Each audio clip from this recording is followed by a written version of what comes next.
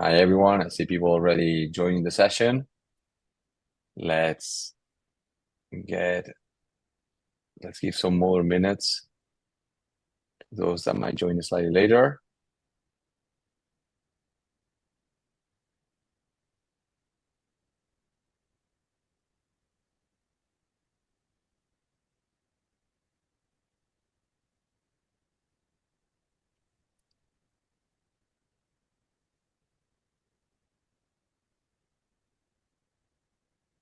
While we wait, well, thanks a lot for all those of you joining. And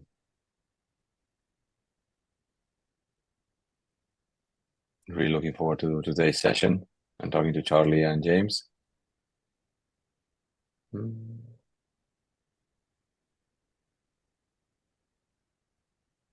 never know in this at this time how much time you should be allowing people I said we give before it one more starting. minute, right? Awesome. Everything's recorded, will be shared afterwards. No one's missing anything. Yeah, sounds good to me.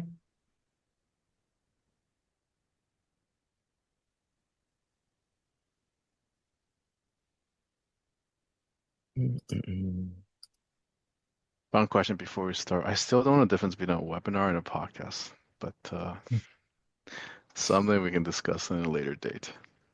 Yes, that's probably a philosophical question That's that what could is the get us difference entangled here? for. Yeah. All right.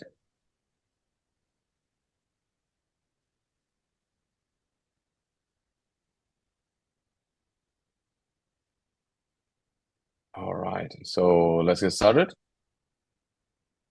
Perfect. Awesome. So first of all, thank you very much everyone for joining. Today we're gonna have a pretty open conversation towards, trying to find the right FP&A solution. I think it's a pretty convenient topic. Hope all of you find it interesting. It's great to be here with Charlie and James. They'll be introducing in a second. They will be introducing themselves in a second. But first of all, I wanted to ask you, for the people joining today, if you could leave a message in the chat to know where are you connecting from. That would be great to get to know you slightly more. It's gonna be, we also are planning this as to be a fun session, so interactive. Please don't hesitate to post questions. There you are, Salt Lake City, awesome. Um, Calgary, nice. Very I'm cool. in Toronto. So there you are. James, where are you connecting from? Philadelphia based. Philadelphia. That's awesome. I'm actually between New York and Barcelona, now in Barcelona. So probably I'm the one that is farther away. There you are, Miami. So awesome. From my side, I'm Jorge, Abacum's co-founder, former CFO and CEO myself. And really briefly on my side, just building the tool that I wish I had when I was a CFO. I think we can talk a little bit about that later. And here we have Charlie and James. So in order of appearance in my screen, Charlie, do you want to briefly introduce yourself? Yes. Hi, everyone. Super excited to be here. Thank you for having me, Jorge. Right. So I'm one of the founders of Monte Carlo Consulting. I've been in this space of FP&A data, FP&A tools for 15 years. I've tested, implemented probably I can implement 8+ tools. I've tested over 30 tools. We are a fractional CFO shop as well as a software procurement advisor as well as implementation shop. Really excited for this session because this is something I talk about day in, day out, how you should pick a tool, how you should onboard a tool, and how you can maximize your return or usage out of the tool. I'm excited to be here. Thank you very much, Charlie, for joining. And James, what about you? Thanks, Roy. Happy to be here. Similar to Charlie, and thanks for having me. Currently work at Neuroflow for the last 3 years. So at a high level, Neuroflow is a healthcare technology company focusing specifically on behavioral health. So do a lot of things, but if I had to summarize it, leveraging data to triage and risk stratify patients and getting people to the right level of care at the right time. Goal is improving outcomes and reducing costs. So really, really important work that the company is doing. As far as my role, currently director of FP&A, so lead annual budgeting and planning, long range planning, responsible for like our financial KPIs, providing strategic finance support to many of our teams, go to market, engineering, et cetera. Prior to Neuroflow, spent about 7 years working in corporate and finance at an investment and wealth management firm. So about 10 years of experience altogether, experience with a variety of ERP implementations, planning tools, et cetera. Everything from a single dimensional driver-based modeling tool all the way up to like Oracle Cloud for enterprise. So lots of really good experience. Recently went through the procurement process for a new FP&A tool. So excited to be here and have the discussion. Thanks a lot, James. Extremely excited about this conversation. I think you actually guys have more experience than I do on the market. So really looking forward to hear your thoughts. And with no further ado, as we mentioned earlier, today's objective is, to discuss about finding the right FP&A solution, talking about the market landscape and what to expect, what do you need to do, how to prepare. And so please let us know, right? If through the conversation, talking to the audience now, if you believe we are derailing a little bit or you have some other questions and you want to go deeper into any specific topic, please let us know and we'll try to do as much as possible with the time we have. So I was actually going to start by, asking you, Charlie, directly a little bit on, now it's true that budgeting season is coming to an end, right? And this is probably, this has been a challenging process for most companies. And what do you see today as the most common challenges teams are facing now in their budget and in the spreadsheets?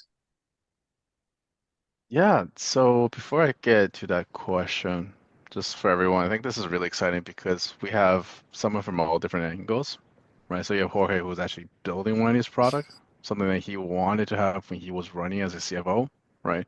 We have James here who's used a multitude of these tools, so he can speak about what he's seen over his career, but also in terms of as an end user for these tools, right? Me, I'm on my side, right? I have done implementations. I've used it on the other side. And as of right now, we are a procurement and implementation partner, so all the different angles, right? So really excited for this conversation today. Now, in terms of how we're seeing the budget process, the pain, I think everyone here knows, right? A lot of us start in a spreadsheet, right? It's the number one tool on the planet. But as you scale, right, if your company goes from 20 to 50, 100, 1,000 people, it gets very difficult in terms of managing the files, managing versions. I'm sure everyone's here seen their budget process where they have version 1, version 2, version 3, version final.1, version final.2, right? And getting the data to be correct, collecting the data, going back and forth in terms of those business partnering meetings from the finance team, the head of sales, head of marketing. It can get difficult as your company scale, right? So I've always been a fan of these tools. I got into it right out of school. I do think it's tremendous in terms of how agile you can go. You can answer what if questions on the fly. I also think it's really interesting the whole industry's changed over the last 10, 15 years. 10 years ago when I started this, it was all about budgeting, right? Everything was how do we make our budget process less painful? Instead of 6 months, how do we do it in 2 months, right? How do we document these, right? How do we document the process, go through it a little bit easier? And which is why back in the days in this space, it was you have a huge seasonality kind of the summer, right? And then it kind of plateaus. I think things have changed significantly. Budgeting is still critical, right? You can't perform and operate if your different department heads don't know the budgets they're working with and the plan that's coming from the executive team. But I think rolling forecasts are much more important, right? If you're not doing that, you're kind of blind, right? So it's not just something you're using once a year, right? It is something you should be practicing at least quarterly. I challenge you if you're not doing forecasting today, maybe do it quarterly, right? You can use these tools for beyond that, your reporting, right? Regulatory reporting, BVAs, things like that as well. So for me, it's quite interesting how the tools have changed over time, but I also do think it's a huge part of your budget. And it should be applied to your business beyond that as well, right? Because if you think about it, if you do your forecasting well, by the time you budget, well, that's a forecast that starts in January or the start of your year, right? James, what about you? You used a lot of these tools in the past, right? How have you seen it with a tool, without a tool, right? Yep. Would you go back to it without a tool, right? Yeah, I mean, and Jorge can confirm, Charlie and I did not compare notes because I had some technical difficulties getting on the call. So a lot of the things that you said resonated, but also were coming to mind before we joined. So I mean, budgeting in spreadsheets, I think it's going to be a challenge to ever fully remove the spreadsheet. That's just, that's just kind of inherent to, working in finance and FP&A. But I think leveraging tools, I mean, there's tons of challenges, right? When you're using spreadsheets. I mean, getting all the data in one place can be very challenging and can be manual, even with some of the tools in spreadsheets like Power Query and other things. Like it's still, there can be a lift just to get all the data you need to plan in one place. Collaboration, I mean, Charlie, you kind of talked about this a little bit, like collaboration with other departments can be a challenge. And certainly, I don't know, what comes to mind with that is like there's no roles and permissions in spreadsheets. I mean, perhaps maybe password protecting, but I don't know if your heart's ever dropped when you sent the wrong comp spreadsheet to the wrong place. That's something I've never had in my career, but I know colleagues that have not felt very good when the wrong data went to the wrong place. So being able to, put some guardrails around the information that you're sharing, that's really key to planning. I mean, version control, I mean, final version, V10 and all that stuff. I mean, I think everybody feels that pain, so certainly don't need to go into detail there. But Charlie, I think you made a really good point around like a budget is kind of static and done at a point in time. It's an important planning process. However, as we all know, I mean, depending on your stage of company, especially if you're at the growth stage, it's typically stale 15 minutes after it's approved, by, executive committee or board or whoever your approver is. So if it's important to compare budget to actuals, but a lot of times if you're doing things like, as you said, a rolling forecast or a reforecast is critical. And I would say, Charlie, if your budget process was really, really rough and you're doing a monthly or rolling or quarterly forecast, you're doing that, like you said, every month or every quarter, right? So you don't want it to be so painful that you just got it done and you're about to do it again a month or 90 days later, right? So I guess the only other thing I'd close on before tossing it back is I kind of think of it from the 80-20 rule, but from like a different spin. Like if you're spending 80% of your time, data wrangling and doing the cleanup and aggregation and only 20% on planning, like that's not a great sign, right? So I think tooling can really support you so that you're spending 80% of your time on planning and being strategic and more, 20% of your time on data aggregation and getting everything where you need to do the plan. I think it's critical, right? Especially for a high growth company, your forecast can change every month, right? So, I mean, we're a startup, right? Not as sexy as a tech or health tech company, right? We are still a younger company. We had to change our forecasts completely month over month the last 3, 4 months, right? Meaning, if you're not doing this exercise, you're kind of blind. You're kind of running blind, right? And you want to have data, you want to have models behind decision making, right? And like you said, if you're spending all day kind of putting data together, you're not going to have time to figure out what that forecast, what that outlook will look like, right? So resonated really well. Jorge, I mean, you guys are startups as well. You guys been around for a while, but I would still say you're in the high growth phase, right? How have you looked at budgeting versus forecasting? How do you guys use Abacum yourself today, right? In terms of making that easier, right? Um, Amazing. So a lot of things that you guys have shared so far. Let me try to summarize a little bit, and then I will answer the question from my side. But clearly, we went over clearly companies today not benefiting from using a tool. Mainly doing everything in Excel. Although, as Charlie mentioned, Excel. So, James, Excel might not be, will be around for some specific task. It just needs to be the right task, how I see it.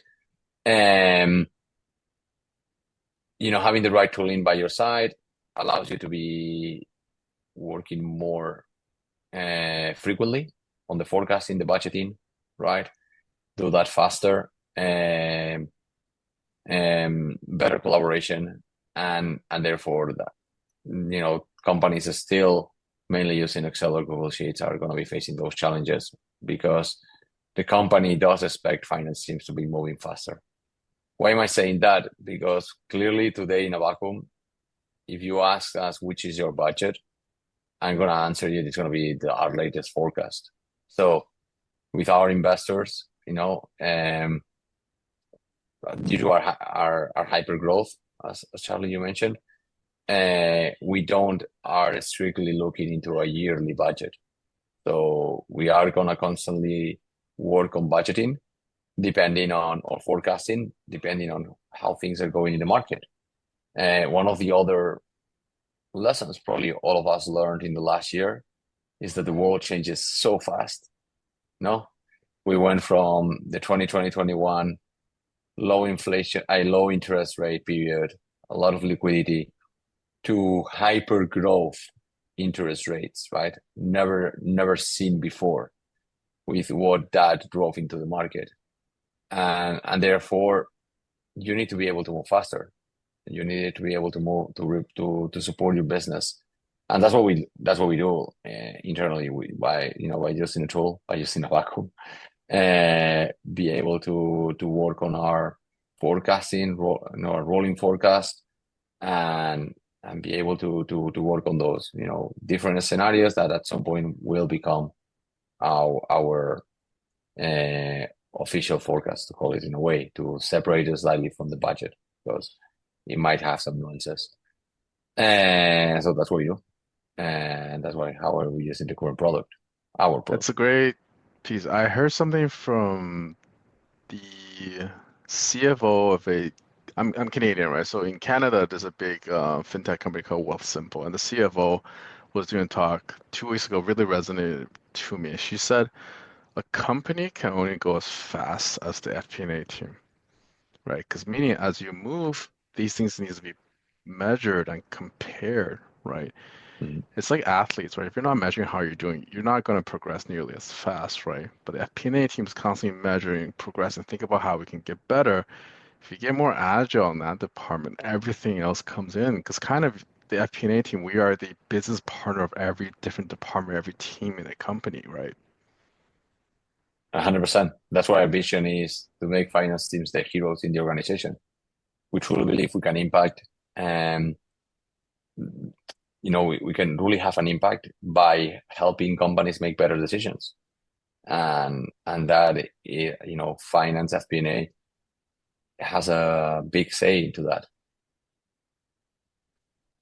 So, Charlie, now that we've got a little bit already into what, how to think about an FP&A solution, we've been mixing a little bit the concept of without, with, and now also that you've broken the mindset of we are finished with budgeting. No, at the end, it's we are never finished with budgeting. That's what you potentially are saying. And how do you think about that? How do you think about potentially this roadmap? After budgeting, because you've mentioned so many things that are really cool. Like in the past, you had that seasonality that no longer should be there. So at the end, you're also breaking the regular, I would say, path or landscape towards making the decision onto an FP&A solution. Yeah, so I think part of it is how do we, everything has to have a reason behind it, right? As a business, how do we get fast enough with the manual stuff, the data wrangling, like James was talking about, so we can actually look at the data, see how we perform, and ask like what the future will look like, right? I mean, everyone talks about this, accounting is the past, FP&A is the future, right?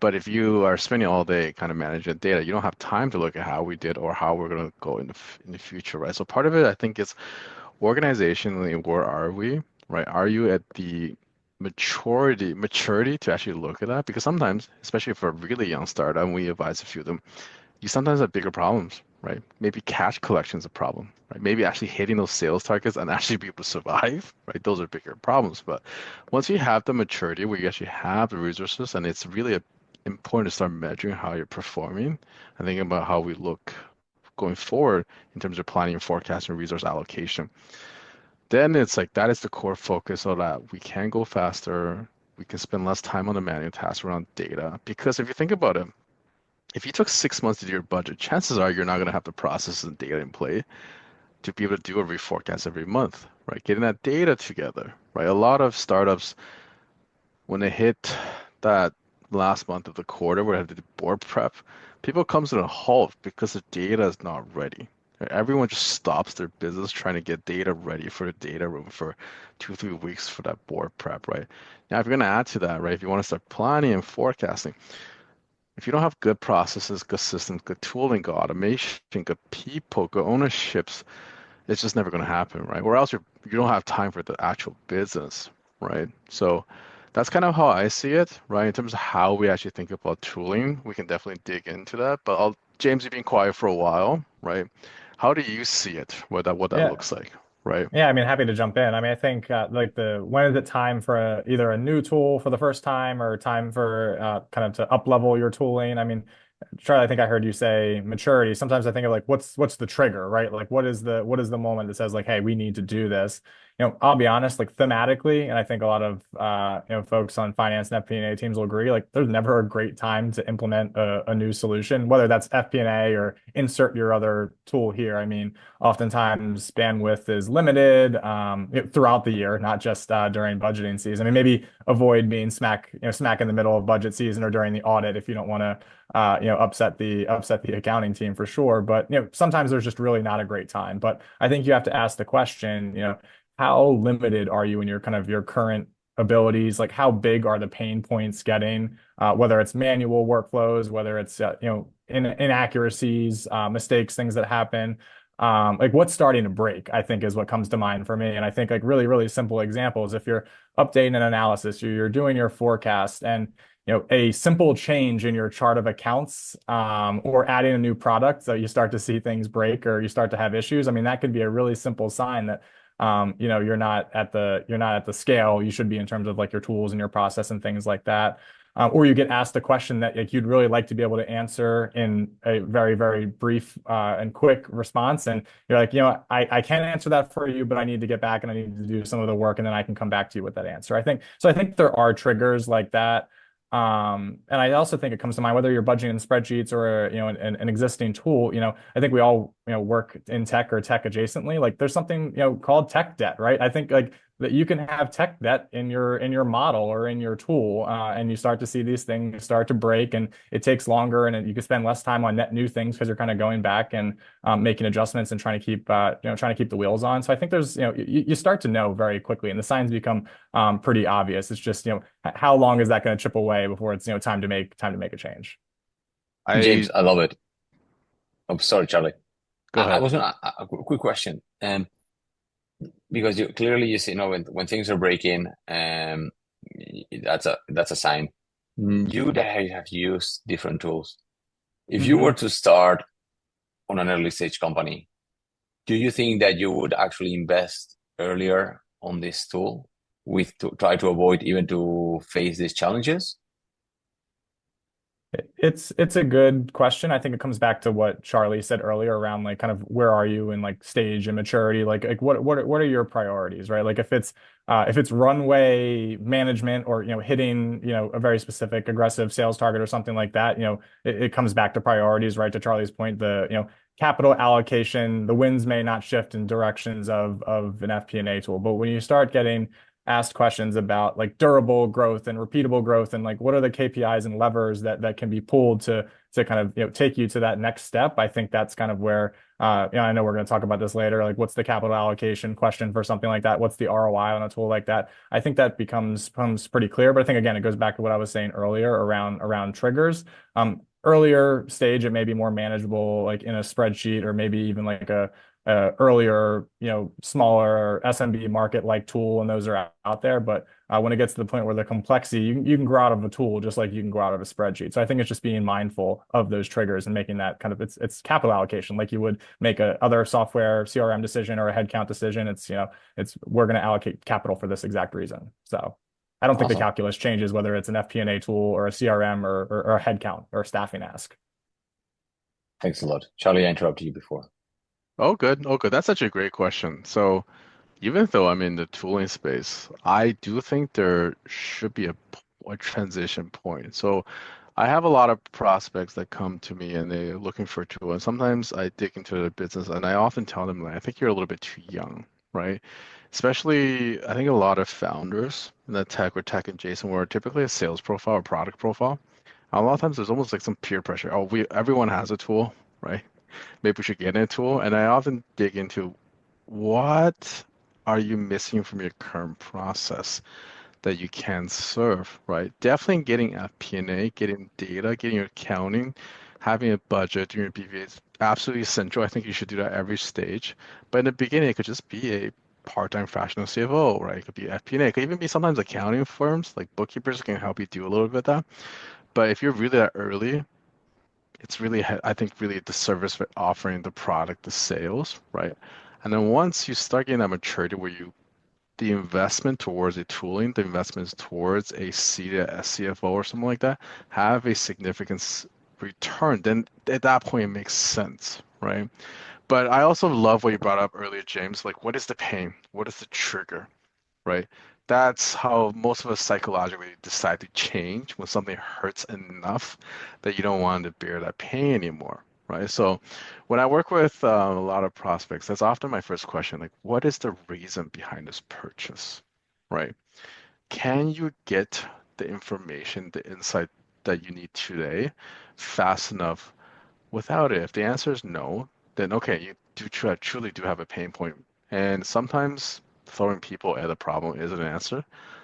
I often try to see if it makes sense to pair that up with a technology as well. You're always going to add headcount, especially the business growth, but sometimes you could essentially increase the productivity per person by aiding them with a technology or a tool so that you can delay the next hire as well, right? So for me, it's always what is the reason behind it and really be clear on it.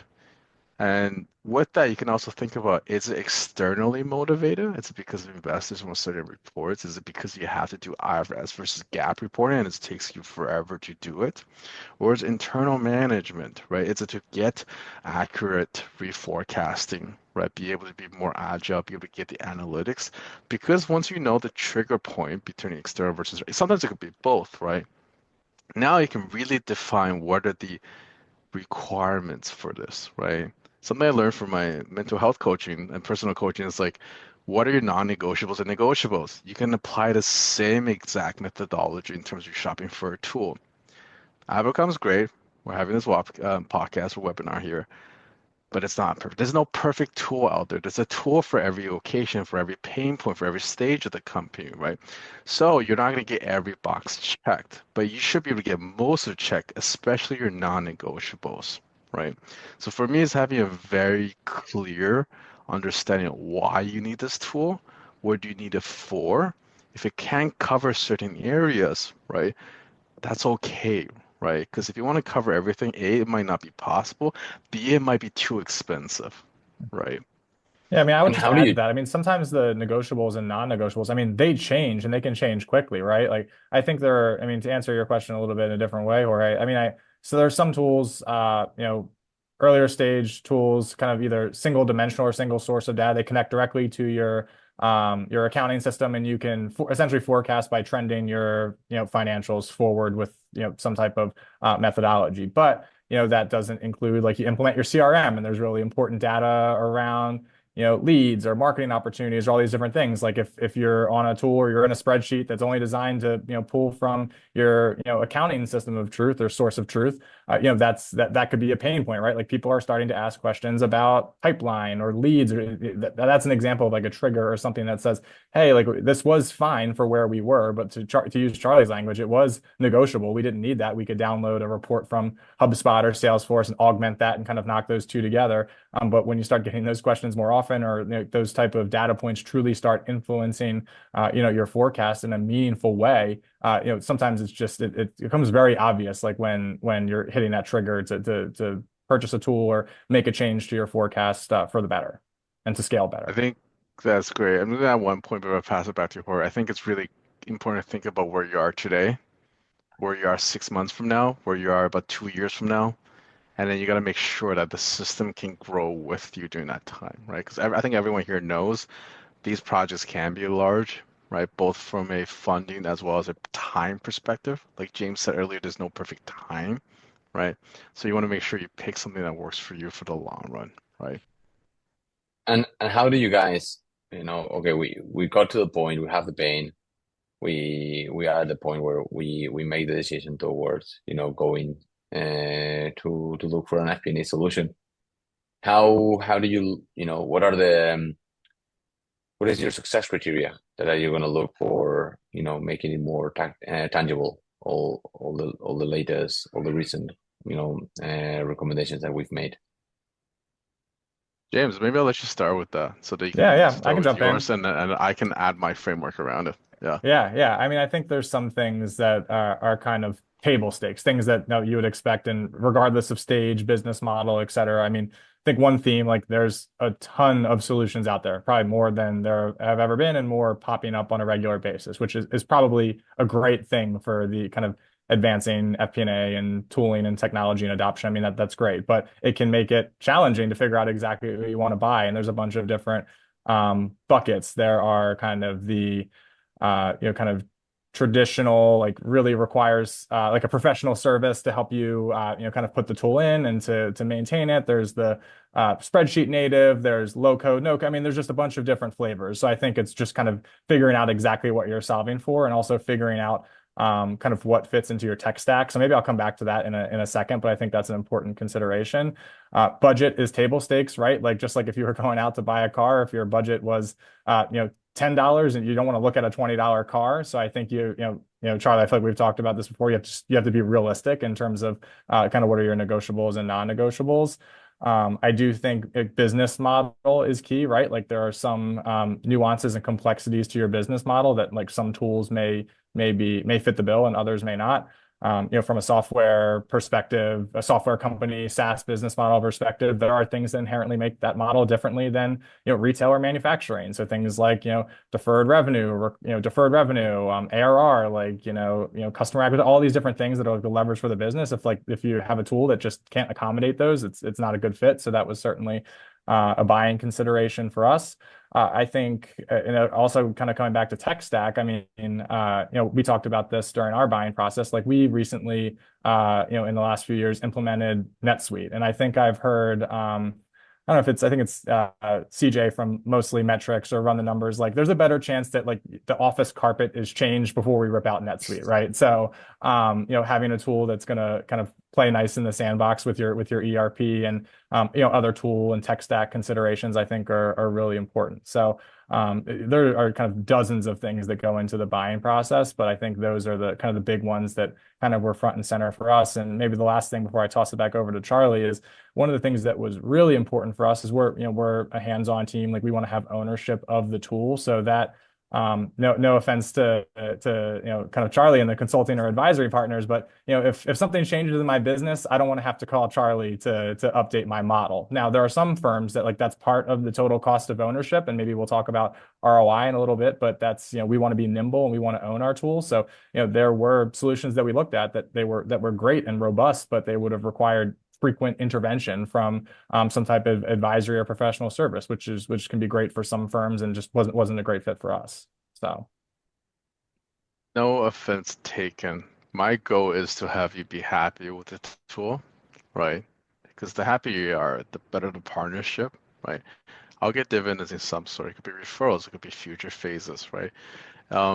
Though I think that is why for us, we did scour and search and tested over 30 tools in the last 12 months alone to make sure that we're happy with the softwares that we partner with, because I don't have the heart to recommend a tool to someone if they cannot maintain the system afterwards, right? And I think you bring up a great point. You have to think about the long-term investment or funding and what it takes to use these tools as well, because it's not just one phase, right? Your systems could change, your business could change, right? You need a different business model, right? And what does that look like, right? But also in terms of creating that checklist, I also do think it's tailored customer to customer, right? If you start from a very young company, like you said earlier, a one-dimensional business, your chances are you're probably just using QuickBooks and Xero. You don't have a second dimension. You're not using class. So for you, that's not a requirement, right? But as you go to say something like NetSuite or even bigger like SAP, you could have accounts, class, department, location, product line, um, cohorts, etc. The number of dimension grows infinitely, then that also drives the complexity, the data source, the requirements of your solution as well.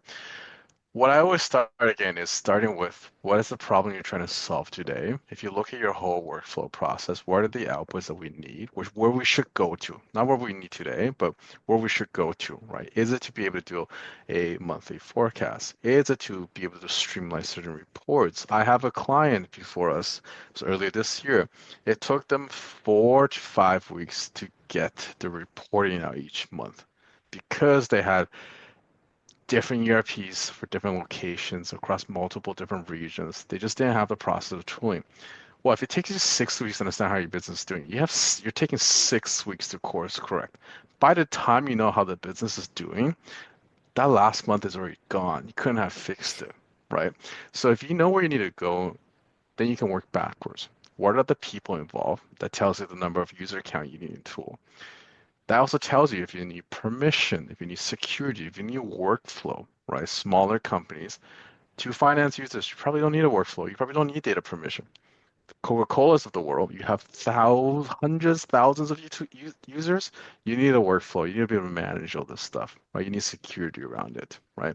And like you said earlier, when you're smaller, you're one dimension. You know, might not need a supplementing data between your HR, your CRM, your customer data, warehouse, your lease management tool. You don't need that data. All you need is accounting tool, right? Is it sufficient if the tool just connects to your accounting tool? As you grow in complexity, as you need more data, then those are the data sources you need, right? Then while you're shopping for a tool, do you have connectors for, right? If you don't, can I still migrate that data between those sources so that you can get visibility and analytics around it, right? So data sources, people, the process, but also looking at the complexity of your business, right? As a shopper, as a finance person, you know the complexity, you know the models, the KPIs, the metrics that often can work backwards in terms of the complexity of the calculation engine, right? I think those kind of pieces to look for, right? And the last one, I think it needs to look good, needs to be easy to use, right? Easy to adopt. Because essentially the whole idea is you should be using these tools all the time, right? So it should be a good user experience as well, right? So those are kind of the kind of four dimensions I kind of look in terms of helping someone create a checklist, right? And I don't know if this is going to make Jorge's sales team's life harder, but dictate the sales process based off your requirements.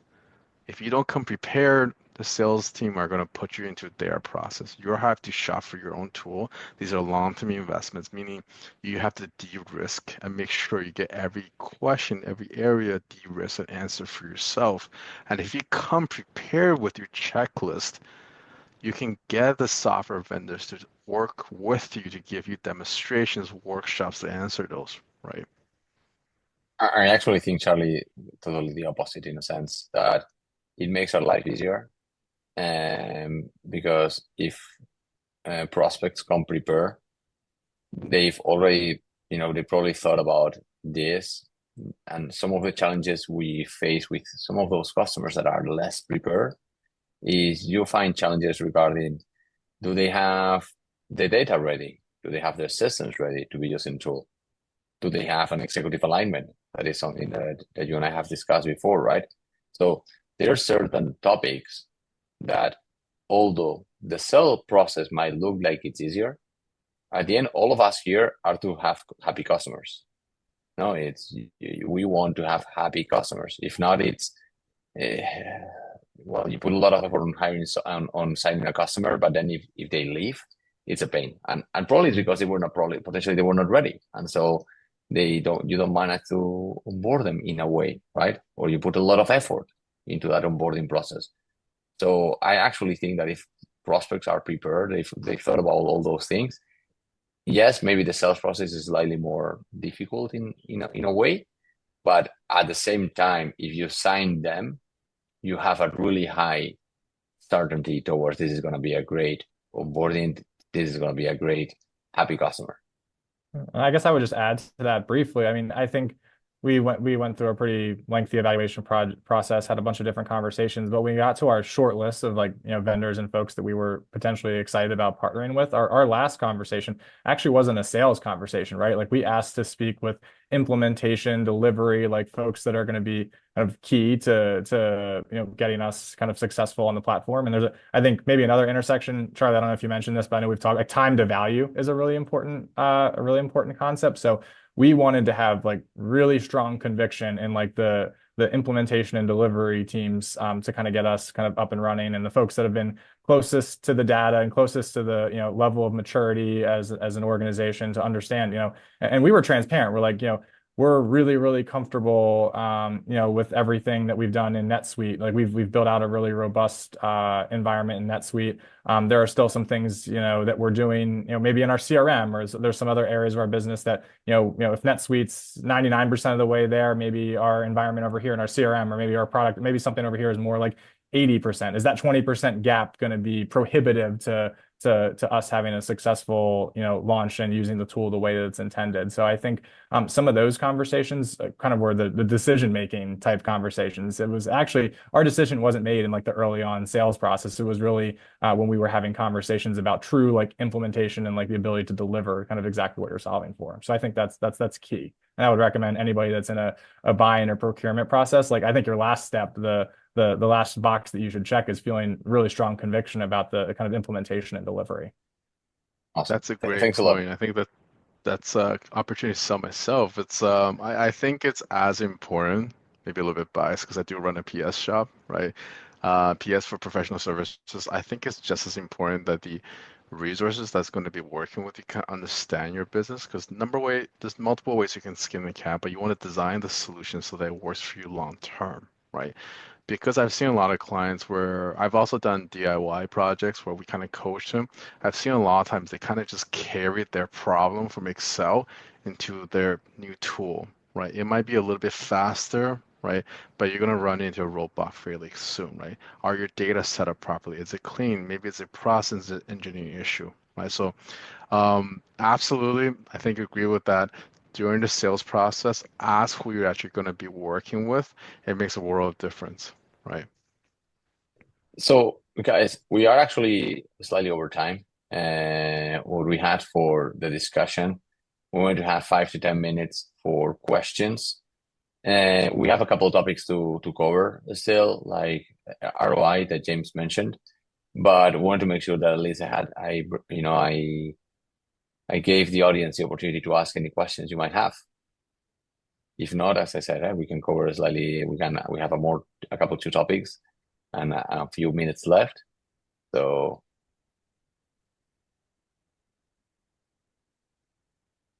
if anyone has a question, please drop it on the chat.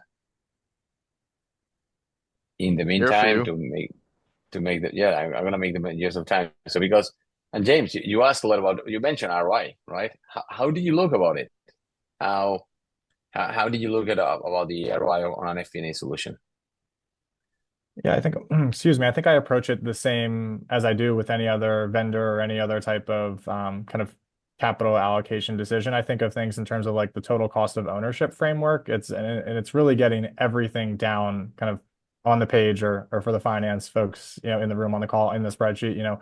It's not as simply as XYZ tool costs me $10 a month, $120 a year. It's, what is the, implementation or professional service fee associated with implementing that tool? What is the kind of internal cost allocation of a person to kind of deliver on that tool? Are there additional integration? I mean, there's just this whole host of things. Everybody thinks that they see the sticker price of a tool being $120 a year. That's when you actually boil it down to kind of the external, internal cost. It ends up being a lot bigger than that kind of sticker number that you're used to seeing. So I think for me, it's really wrapping our head around, like, if I'm going to make that investment, understanding what that investment is, not just in year one, but in years 2, 3, et cetera. And I think it's knocking that up against kind of what's the status quo. So if incumbent tool is not $10 a month, but $1 a month, so that's $12 a year, but the internal costs to all the manual workflows and all of the kind of data wrangling, all the different talks about, like that could well exceed the cost of the investment. So I think it's really kind of knocking those two, what I would call total cost of ownership, next to each other. And oftentimes it's very easy seeing like where the math works and doesn't work. And I think And that's where you can start to, I don't want to say stretch your budget, but if your budget was, you thought it was, if you thought it was $10, but you realize it's a $20 problem, you have some wiggle room in your budget, right? So I think it's actually kind of hard to say what you're willing to pay for a tool until you figure out what either the cost of doing something or the cost of doing nothing looks like. Awesome. Thanks a lot, James. So sorry, I'm gonna change this a little bit because we got a question from Christian from Salt Lake City. It's a topic that I briefly touched earlier regarding alignment, change management, right, within the organization as part of implementing a new tool. Christian asks, how do you go about aligning all the right parties to new ways of doing things? And here, let me first maybe start with Charlie now. How have you seen in the most successful companies that you've worked for, successful on the onboarding process of an FP&A tool? What were the secret ingredients on that alignment? Yeah, I think in terms of alignment, executive alignment, it's not even executive. I think it's just alignment across the board, but also just a successful just rolling the tool out, because you can have the best tool, you can have the best implementation, but if it's not rolled out into the company and it's not adopted, useless, right? So that's why I always say for us, like the number one metric is adoption. I think in the sales process, you need to really make a case study, like make a case, or not case, a case for this, right? So that you have the executive understanding across the board, right? On the sales side, you're going to get understanding how you're performing. If you have intra-quarter big changes, right, this can be communicated across the whole business so that you can readjust your hiring plan. If certain deals, let's say you're a large B2B and your contract sizes are really large, if it's going to shift it, it's going to, if with one deal that's going to make or break you, get shifted 4 or 5 months, that needs to be updated, right? And it should be automated from your CRM system so that you can immediately see, right, that is impactful for the organization, right? So I think these are the cases you can make a case across the executive team in terms of why these tools are important, but also to the end users, right? I've seen many cases where the executive team wants it, but it was not communicated downwards in terms of the managers, the analysts, the real users of these tools. And then if they're not with you, if not championing the process with you to onboard it, it's not going to get adopted, right? It's not going to be used properly. You're going to have poor adoption, right? So I think part of it is getting that alignment across the board in the sales process, right? There's something that Basil says. I think it's, you could disagree, but commit, right? You're never going to get 100% commitment agreement from everyone, but you need to get commitment from everyone, right? And then on the rolling out process, once you're going live, I think you have to be very sensitive. Change management is you have to be sensitive. So what I always recommend is figure out who are your potential champions. They're typically the ones that love data. They're typically the ones that are more tech savvy. Start with them, start in small batches, because as you get more champions, it's going to influence other users, right? Do this in batches. Make sure that everyone knows how to use it. Have check-in, allocate coaching and workshops, right? A lot of what we do is coach to coaches, right? But we're also going to be going to those workshops with you. You have to make sure everyone's comfortable transitioning to these new tools, these new processes, right? Yeah, and I would just add, I think like Charlie used the word communication. I mean, I think that's the most important piece, right? I mean, I come back to like kind of the three questions, like why, how, when, like why are we making this change? How or what is going to be the change, and like when are we making the change? If people don't know why, how, and when, that's typically where change management can be a challenge. I also think it comes back to like who does the change impact? So if depending on stage, depending on business model, all these different things, I mean, if the FP&A team or the finance team or even the accounting team, if they're the only ones kind of owning the forecast and they're going out and soliciting like, inputs from the business, whether they're doing it in Excel, whether they're doing it in tool A, B, or C, the stakeholders, to Charlie's point, they actually might not even notice the change. Now, that really certainly depends on stage, but as you get into later stage, that's less the case. It's really hard to plan for a 1,000 employee companies by sending one spreadsheet kind of around the block. So I think that that is going to be a factor. But there's typically, and this is not exclusive to FP&A tooling, but just kind of across the board, there's like the crawl, walk, run approach, right? So, the crawl approach might be, okay, we're going to start implementing the tool and we'll get you the reports you need, kind of as needed. Walk might be, okay, we're going to start bringing these stakeholders into the tool, having them plan, and and run might be, okay, like we only do planning in XYZ tool, and this is how. So I think you have to, part of the change managers acknowledging there might be a crawl, walk, run, and that's okay. That's Yes, probably how you 100% agree. should do it. If you bite up too much, you're gonna have adoption issues. Mhm. Yeah. It is, and it's key. It's key to have that alignment because the tool will be as successful as you're managing to roll it out, and clearly, and at least from our side, right, from a vacuum perspective, um, we are highly collaborative because we from the things we've mentioned earlier on, right? You need to drive an impact in the business. So this is a solution, is a tool that is not just intended to be used by finance people. In order, we want to empower finance teams to have the biggest impact across the whole organization. And yes, yeah, you need the right alignment to try to make it happen. Awesome. So I don't know if there is any other question from the audience, because if not, we're gonna wrap it up. And we can briefly some conclusions from today's webinar. So while give you 30 seconds to anyone that has that question, might be afraid to ask. What's the time?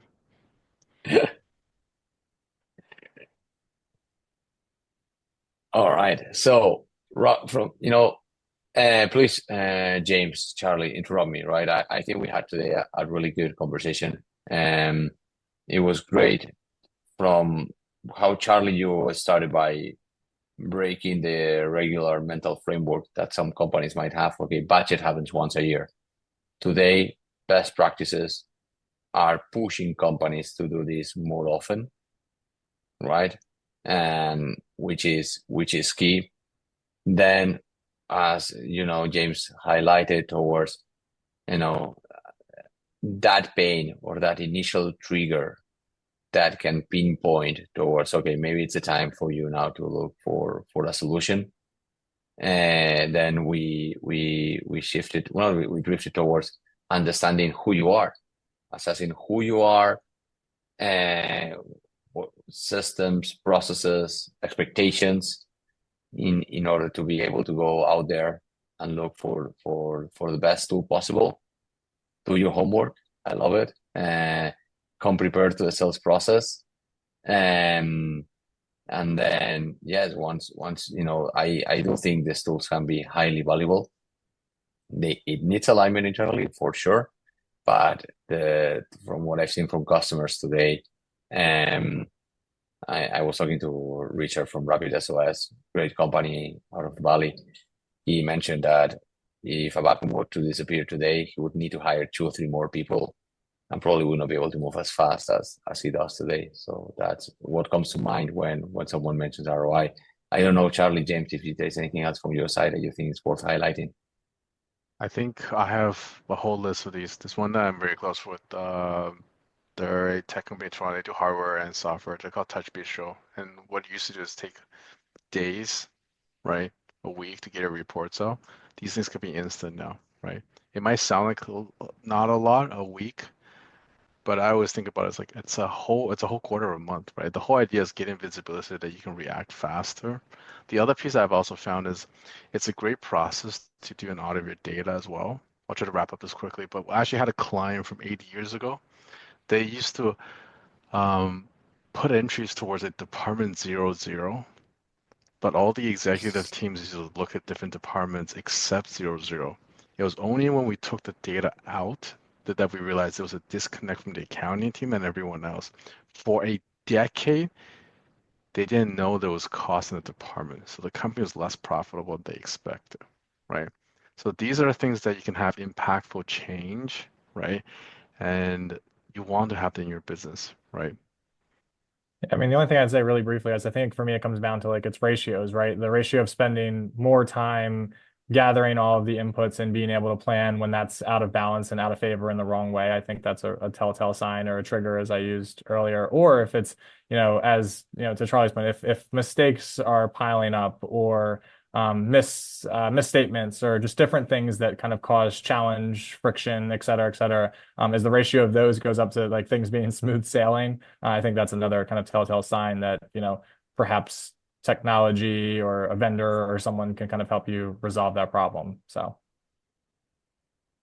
Awesome. Thanks a lot. Thank you very much. So, just briefly from my side, thank you everyone for joining today's session. Hopefully you find it useful. If you have any question afterwards, please don't hesitate to contact us, LinkedIn or through email. And again, thanks a lot, James, Charlie, for taking part on this webinar. Thank you. thanks for having us.